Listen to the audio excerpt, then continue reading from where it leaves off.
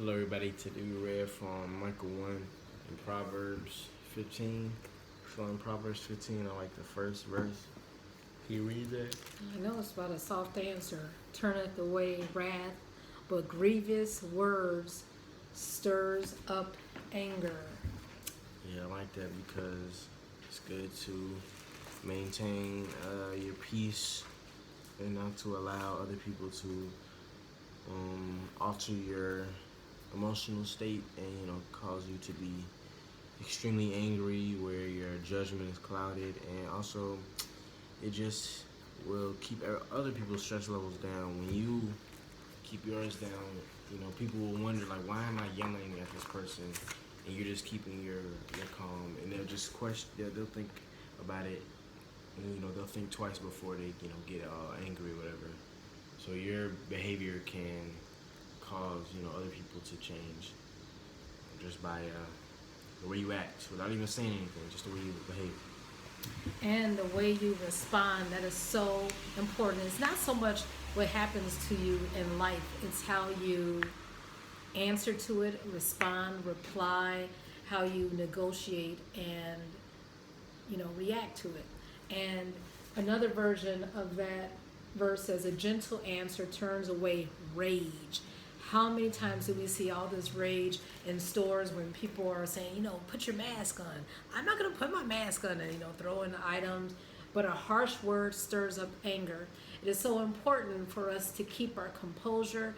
And this chapter really reminds me of keeping our merry heart. We know later on in the chapter it talks about that continual feast. And also it talks about that a merry heart maketh a cheerful countenance, right? You might not be able to see people's smiles under their masks, but you can see the smile with the eyes, yeah. But by sorrow of the heart, the spirit is broken. And there are a lot of broken spirits, but the Lord promises in Psalms 147 that he'll be a healer. He'll bind up those wounds. And the most important verses, I think, are toward the end, where it says, if we're not open to instruction, and if we just ignore, like, no, I know, I'm angry, and I'm going to just go for my rage. It says in verse 31, and I always hold on to this because this was my father's program and his obituary, and it says, the ear that heareth the reproof, the correction of life, abide. They remain among the wise. But if you refuse, if you think you're all that and you can't take anything, you hate your own soul, you despiseth it.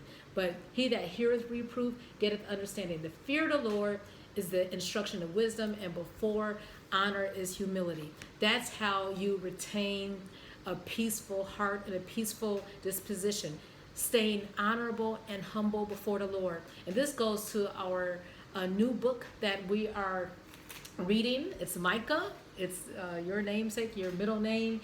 And Micah was a prophet who spread good news God's news in Judah during the time of Isaiah and Amos. He spoke out against powerful people in both Israel and Judah. These people made plans to gain wealth, but they thought that they were all that. They ignored God's laws because they were unfair to so many people. God made his own plans to punish these people and their nations, but God's plans also included forgiveness for his stubborn people. So it's his grace, but we want to stay humble and listen to God's instruction at all times. What did you get out of Micah 1? I didn't really get anything specifically, but I like what you said about that.